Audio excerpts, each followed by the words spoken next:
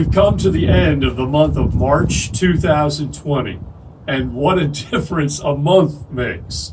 If you can think back to the first of this month, which was a Sunday, life looked a lot different than it does now. So many things have changed.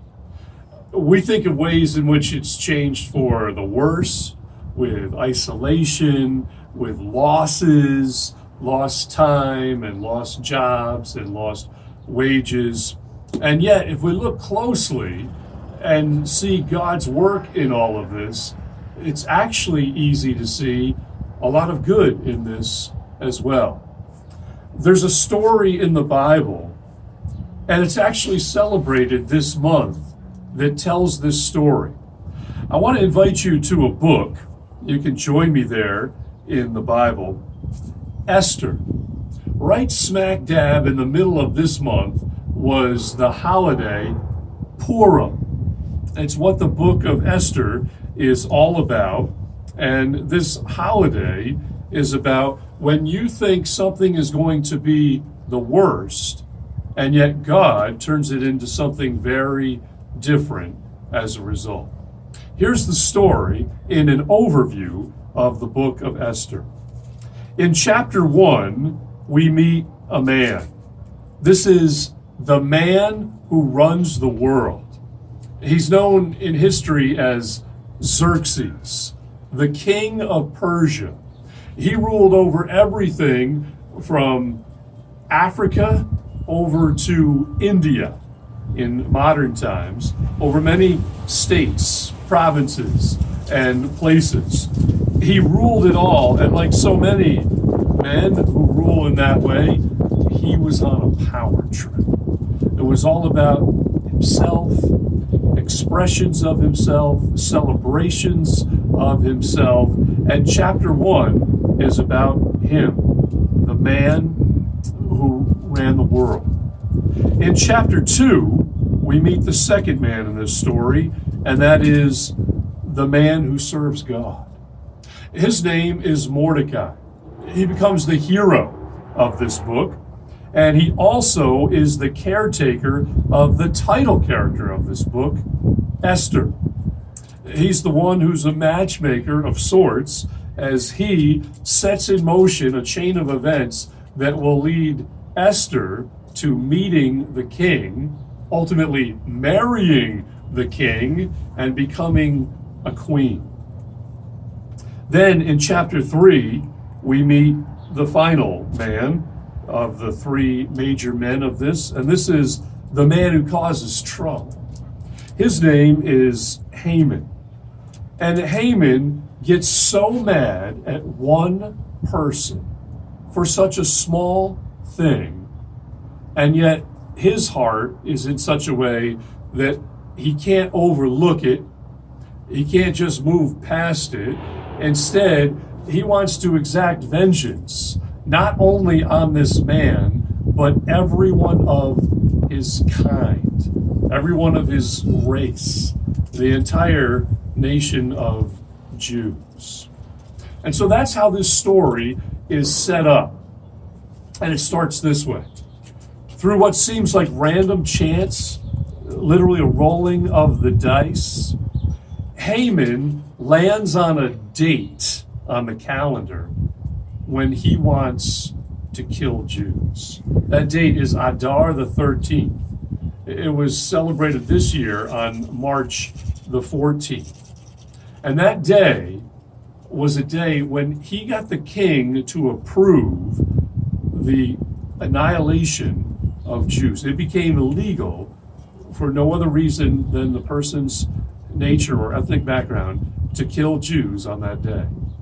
Now, this date was chosen in the first month of the year, even though it wasn't going to happen until the last month of the year, meaning that day hung over them like a dark cloud, like a date circled in red on the calendar for the better part of a year. And so it was a day they feared. It was a day of great trepidation, anxiety, just hanging out there, everything about it being bad. It's the D-Day on its way. But between the selection of that date in chapter 3 and the arrival of that date in chapters 8 and 9, God worked. He worked in what you might call little ways, what historically we've called providential ways. God working in the details. Some people say the devil is in the details. The truth is the Lord superintends and intervenes in the details, and that makes all the difference. So the story works this way. Mordecai, the man who served God, saved the king's life. As a result, there was no parade, there was no promotion, there was simply the recording of his name in a book. And instead of getting something great, things went just the opposite way. Haman came to power and chose this day that would become the D-Day for the Jews. And the city was thrown into a panic as a result. And Mordecai seemed forgotten. But one night, the king couldn't sleep. And he had a sovereign insomnia. The Lord kept him up at night. And he didn't have cable or CNN or C-SPAN or the news that you would watch to put you to sleep at night. And so he did it the old-fashioned way. He had them bring in the written records of the kingdom and read those to him. But when they did, that deed done so much earlier by Mordecai was brought to his attention. And the king said, "What did we do to reward him?" And his scribes informed him that no honor had been given, no reward had been sent to Mordecai.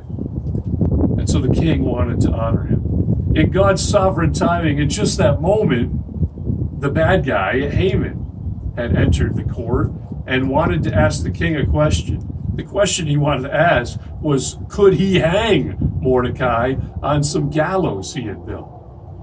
And in this frame of mind, he approached the king, and the king said to him, "How should we honor the man that's done this great thing, the man in whom I delight?" Haman thinks to himself, he must be talking about me. And so he dreams up the perfect scenario of how he would like to be honored. God is like reverse engineering the golden rule here, because the king says, quickly go and do everything you've said for Mordecai, Haman's worst enemy, the one that he wanted to kill, and now he had to honor him. From this point, the story only picks up steam, and things move faster and more favorably for Mordecai and Esther and all of God's people in the nation of Israel.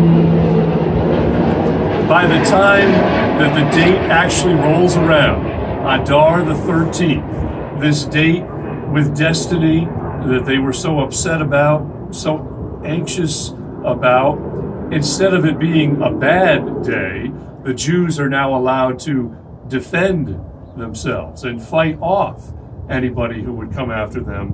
And that day that they dreaded, instead of D-Day, their destruction, it became V-Day, victory for them, as the tables were turned and God allowed them to overcome the very ones who wanted to overcome them. And then this detail in chapter 9, not to be missed.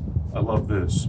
When that day was over, the one that they had dreaded and circled on the calendar and thought would be the worst day ever, they humbly approached the king and said, could tomorrow be like today? Could we have a second day? Could we continue this where they're allowed to come after us and we're allowed to defend ourselves? And so the seemingly worst day became one of their best days, so much so that they wanted a second day just like it. That's the story behind the Hebrew holiday Purim, still celebrated today in so many ways. That the day you think is going to be your worst day ever could actually turn out to be a great day that you wish never ended. That's how it was for Israel. Earlier in the Old Testament, it was Joseph, the hero, who worded it this way. what man intended for evil, God intended for good, even to the saving of many lives as it is today. In the New Testament, it's the Apostle Paul who penned it this way in Romans 8:28. And we know that all things work together for good to those who love God, to those who are the called according to his purpose.